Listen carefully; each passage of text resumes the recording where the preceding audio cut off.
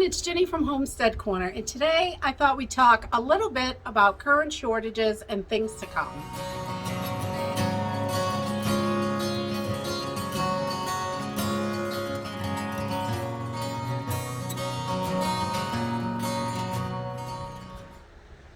We have totally seen our share of shortages over the last year, and things are just not looking any better, and not the foreseeable future. It just doesn't look that great. We still have all kinds of issues between shortages and supply chain disruption. Our country runs on that just-in-time stuff. They don't carry huge amounts of stock, and it's getting low because, you know, we run on that. That's how our country runs, just in time. We don't have tons of extra in the back of the stores and stuff. They are dependent on trucks coming on a daily basis. And we are still seeing shortages and things like that around here. I know we stopped into the local gun shop recently, and they had a nice selection of things. They didn't have a lot of anything. They had a couple calibers that you could buy as much as you wanted, but most of the ammo was all, you know, you could buy one box or you could buy two boxes, and that's it. There were definitely limits, and I understand where they're coming from. They're trying to keep everybody happy and let everybody get a little bit, because there just isn't that much to go around. I don't know how your area is for ammo, but ours is still really, really limited. And there have been some other random things that just, you know, they can't get it there, you know, to get it on the shelves. And we also have noticed over the last couple of weeks, we have gone down to the city to do some shopping, and a few places we stopped. We noticed that their stores were quite full. They had all kinds of stuff. They had a lot more selection than we have up in our area, because we live out in the sticks. We have two stores to buy groceries at. I'm telling you, three: Dollar Tree, Walmart, and Hannaford. That's all we have. You know, a lot of people are like, don't shop there, shop other places, but we don't have that option unless we drive down to the city, you know, and it is an hour drive plus sometimes, depending on where we're headed. And it's really difficult, you know, and shipping prices are going up on everything. Shipping prices are high. So you've got to pay that with your, you know, it's free shipping, but you're paying it because the products are a little bit more expensive online. You're paying that shipping. It's just built into the product, hoping that you'll buy a bunch of stuff. We are still seeing, you know, lots of missing stuff. One day you'll walk in and there are 0 breakfast meats. I saw this the other day. I mean, I walked in, I was like, what is going on here? You know, the deli, some days it's open, some days it's not. Some days it's just not open. And, you know, I also, when you go in, sometimes the meat counter is full, there's lots of meats, and another time you go in and it's all picked over and there's hardly anything left.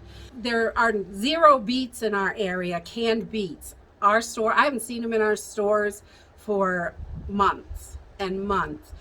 You know, it's this, everything compiled on top of each other is just compounding and making things worse and worse. The shortage of truck drivers. I know in our state, they said the other day that our state is looking for at least 1,000 truck drivers. 1,000. I mean, our state's not that big up here in Maine. 1,000 jobs is a lot of jobs. That is just one sector, you know, truck driving. We have everywhere's hiring here, everywhere. There's not enough people that are willing to work or can do those jobs, or whatever the issue is. You know, the pay is not great, but, you know, most jobs around here start at about $13 an hour. Even Burger King's paying $13.50 an hour to start, and they're begging for help. They just can't get enough help. you know, at even places like that can't get help. And you would think with the younger kids, it would be a little bit easier to fill those positions, but it just isn't. So with all these shortages and disruptions in the shipping and all this crazy stuff all compiled together, it's just making everything extremely difficult. And, you know, we grow as much food as we can grow. And, you know, we use our space the best we can and, you know, do as much as we possibly can. But, you know, we can't grow everything. We're not set up for that. And so we just don't have enough land. I would love to have a cow or a pig or something like that. I would love to do that. But I just don't have the land to do that, because I really think, you know, when you get into raising your own meat, if you're buying grain and hay, and as those prices rise up, you're not going to be able to get it, you know, if you don't have the money. And my income is not high enough, so, you know, hay is no object, and, you know, grain is no object. Grain's jumping. I've seen a $2 jump in just the chicken feed that I'm buying recently. The last time I bought it, there was a $2 increase on just 150-pound bag of grain. So things like that. I mean, when I look at, I'd love to have a cow, and I have enough space for a cow, but I don't have the feed for it. You know, I don't have enough hay field. I don't have a hay field. And things like that. I mean, I have to look at the realistic part of this as things progress, the prices rise. You know, the inflation is higher than they're ever going to tell you on TV. You know, the news is telling you, oh, it's only 2 or 4%. It's not that much. Well, when stuff, a $13 item jumps $2 in a week, or, you know, I seen $8 items jump $3 in a week. I mean, that's a lot more than 2% or 4%, you know. And if you compile everything together, I mean, I have looked at computer parts and different things, appliances. The prices are jumping a lot higher than that. I have seen, just on one part we were looking for a computer, video card. We bought a similar one a few months ago back in the winter time, and it has gone up like 600%. I couldn't believe the price. I was absolutely shocked, because the supply and the demand, we just don't have the supply of it in the country, and we can't get it. You know, ordering it online is our cheapest option, but it's still 600%. That's crazy. So, you know, that computer is down, and it's going to stay down because we just don't have that kind of money to put into it. And with the food prices rising, that is obviously a much more important priority than a computer. So that stays down. But we have been looking at different ways and different things that we can do to combat this and stay ahead of it. And, you know, if you are not able to grow a large amount of carrots, let's say you would love to grow enough carrots for an entire year, and you want to grow, you know, 75 pounds of carrots. If you're not able to grow that many, watch your sales. Sometimes, and some of the items that we can't grow tons of, I will watch the sales, and when it gets down to a sweet price, I will jump on it and I'll grab those from the store or a farmer's market. If you go to the farmer's market, at the end of the day, a lot of times they just don't want to take stuff home, you know, because if they don't have another market tomorrow, they're probably not going to be able to sell it. And a lot of times they will sell a bulk amount to you for a decent price. You'll get it a little bit cheaper if you buy a whole bushel, or they've got 2 bushels, whatever it is that you're looking for. If they have it, a lot of times they will do that because it helps them and it helps you too. You know, they're getting as much as they can during the day, but that last half hour to a half hour of the farmer's market, a lot of times they don't want to take it home. They don't want to pack it up. They want to sell it. So they will drop the price a little bit on a bulk amount, I have noticed.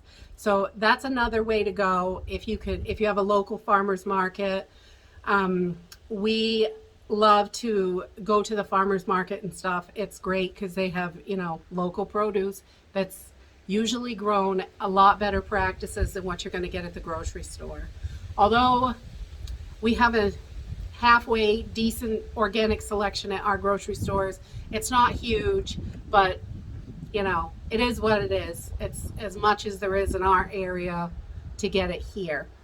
But so we try to use those little tricks just to help fill in where we can't grow it, what we can't get, you know, get it from the grocery store when it is at the cheapest price. If you have like store coupons, our local grocery store, Hannaford, every now and then they'll send me a coupon for $10 off of $50.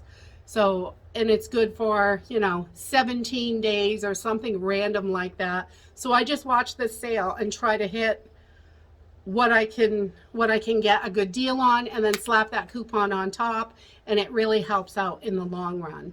And any rewards program, I jump on those too. They're usually free, and it over time it adds up. Not tons of money, but like we buy a lot of meat and produce from Hannaford, and most of our dry goods we buy at Walmart because it's significantly cheaper. But at Hannaford they have that reward program, and it's great. By the end of the year we usually get, you know, every couple of months we get money back, but over the course of a year it's like $50. So, you know, $50 is $50. That's free food in the freezer or in canning jars or whatever in our bellies. So just different things with these shortages and prices rising. Just, it is so important to get ahead of the game. Having a well-stocked pantry is better than money in the bank, because if the economy completely collapses tomorrow, at least you've got food. And you know, if the dollar's no good, it's no good to you. So definitely food and water, get those stocked. Stock to the ceiling.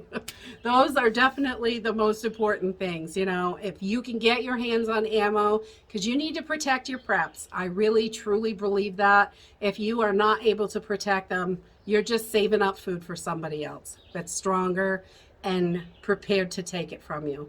And that is not right, but it happens. People are not like they used to be. Some people are all about themselves, and you know, they're not willing to trade. Their plan is to come take it from someone else that isn't ready to protect their stuff. So I don't want to see that happen to anyone. It's horrible. But that is it for today. If you like this video, give me a thumbs up, subscribe. I'll see you in the next video. Bye.